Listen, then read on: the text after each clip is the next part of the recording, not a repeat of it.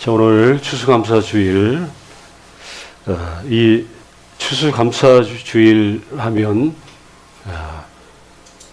그 첫 번째 감사 예배, 청교도들 이야기를 우리가 생각할 수밖에 없습니다. 그 신앙의 자유를 찾아서 저 미국 신대륙으로 이렇게 대서양을 건너서 갔었던 이 청교도들이 첫 번째 감사 예배를 기념하면서 이게 이렇게 시작이 됐죠. 제가 주보 이면에도 그 내용이 나와 있지만 청교도들이 그 메이플라워호를 타고 미국에 도착한 지 얼마 되지 않아서 그들이 갔던 절반 이상이 굶어 죽고 또 병들어 죽는 일이 벌어졌어요. 게다가 남아있는 사람들마저 해마다 이렇게 겹치는 흉년으로 이렇게 고통도 많이 당했고 도무지 밝은 전망이 보이지 않아요. 그래서 전국적으로 이분들이 금식 기도를 선포하고 그 하나님께 매달리는데 그들의 기도는 이거예요. 하나님, 이 상황을 돌아봐 주십시오. 우리를 도와주십시오. 이렇게 금식을 선포하고 기도를 한 것이 한두 번이 아니었죠. 그런데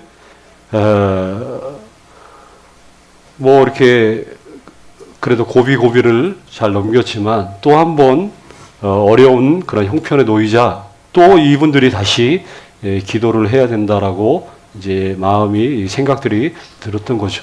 그래서 이제 금식 기도를 논하는 그런 자리에서 근데 어떤 한 농부가 이런 제의를 해요. 우리가 지금까지 이렇게 어려울 때마다 금식 기도를 하면서 하나님께서 도와주시기를 우리가 간절히 기도해 왔습니다. 그런데 왜 이제 좀 다르게 생각했으면 좋겠다고. 그게 뭐예요? 비록 농사가 흉년이 들고 형제 자매들이 병이 들어서 이렇게 쓰러지는 그런 어려움이 있지만 그런데 이 가운데에서도 우리가 감사할 것이 있다고 저는 생각합니다. 식량이 풍족치 않고 또 여건이 자기들이 고향 땅 유럽보다 편하지는 않지만 그래도 여기는 신앙의 자유가 있고 또 정치적인 자유도 있고 그리고 우리 앞에 광활한 땅이 있지 않습니까? 이걸 가지고 금식 대신에 감사 기간을 정하고 하나님께 감사드리는 것이 어떻겠습니까? 라고 어떤 한 분이 이렇게 의견을 제시한 거예요. 이 말을 들은 사람들이 감화를 받은 거죠. 그래서 금식 기간을 선포하는 대신에 뭘 선포해요? 감사 주간을 선포하고 이 하나님 앞에 감사한 것이 이렇게 감사주일의 기본 동기가 되었다. 그런 것이 추수감사주일 구구절절히 말할 것 없이 하나님이 나에게 그동안 어떻게 하셨는지 그분이 나를 인도하셔서 나에게 어떤 일들이 그분 안에서 이루어졌고 또 어떤 일들이 벌어졌는지 무엇을 얻고 이뤘는지 이런 것들을 총체적으로 우리가 생각하고 또 정리하는 차원에서 이 감사주일이 뜻깊을 수밖에 없다는 거죠. 물론 계획에서 어긋난 상처받은 일, 빼앗긴 어떤 일들, 잃어버린 것들, 지쳐버린 그러한 마음들 여러 가지가 다 복합적으로 있겠죠. 긍정적인 열매가 있으면 당연히 부정적인 열매도 있을 것이고 그런데 이런 것조차도 하나님께 우리가 감사의 제목에 포함을 시켜야 한다는 것 이게 중요하죠. 누누이 말하지만 우리 성도들은 다른 건 몰라도 감사할 줄 아는 사람은 당연히 돼야 된다 하는 거죠.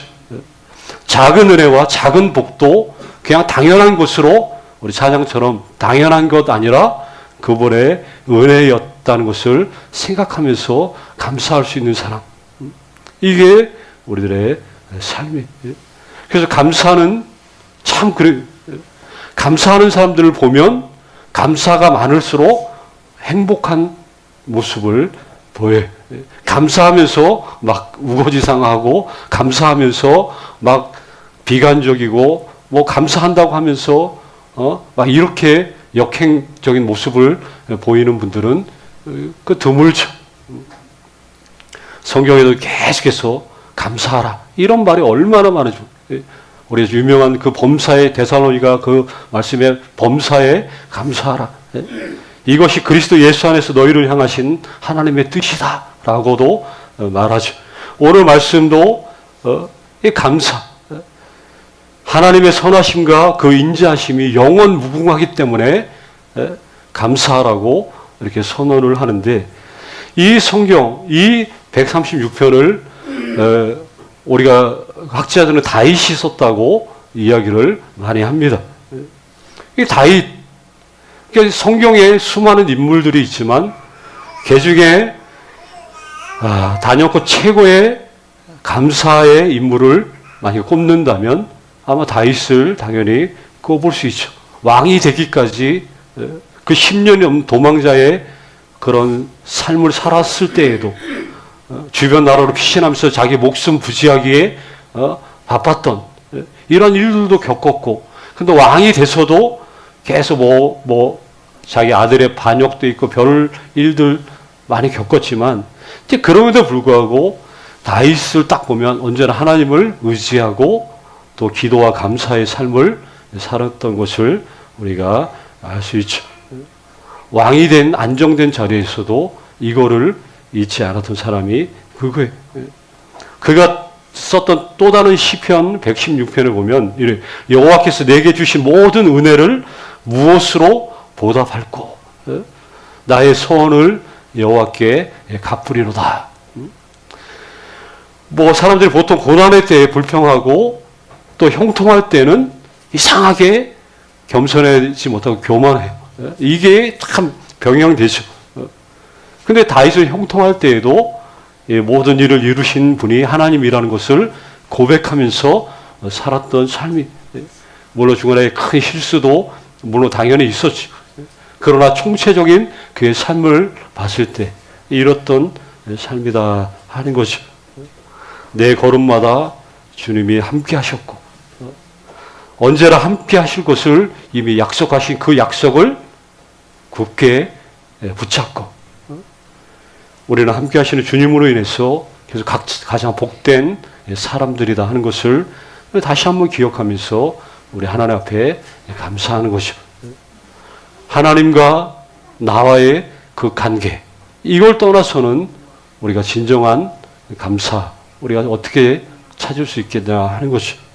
일시적인, 잠시뿐인, 지나가는, 마치 바람을 잡으려는 그러한 모든 것들을 우리가 떨쳐버리고 오직 여호와께 감사할 수 있는 그런 자리에 선다는 것, 이게 얼마나 복된지.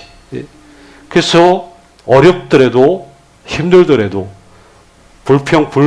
불만 대신 원망 대신 뭐래요? 감사하면서 사십시오라고 말씀을 드리는 거예요. 그리고 행복한 성도들이 되시라고 말씀드리고 싶어요. 정말 행복한, 예수 믿는 행복한 성도들. 이게 우리를 향하신 하나님의 뜻이라는 것을 우리가 기억해야 한다는 거죠. 그리고 또 주변도 볼 수 있는, 내 눈앞에 내가 원하는 그런 것만 보았던 시선이 더 확장되고 열려서 이웃을 보고 또 더 나아가면 이 나라도 보고 더 나아가 온 세계의 그런 아픔과 또 어려움, 또 나의 기도가 필요한 그런 부분들을 놓치지 않는, 말 그대로 세계를 움직일 수 있는 그리스도인, 이거는 다른 게 아니죠. 내가 안방에 앉아서 저 나라 하나님 긍휼히 여겨 주십시오라고 그 짧은 기도 한마디가 뭐예요? 이미 세계를 움직이는 그리스도인들이 된다는 것이죠. 오늘 말씀처럼 다시 한번 우리 한번 1절 한번 우리 같이 한번 합독합니다. 여호와께 감사하라. 그는 선하시며 그 인자하심이 영원함이로다.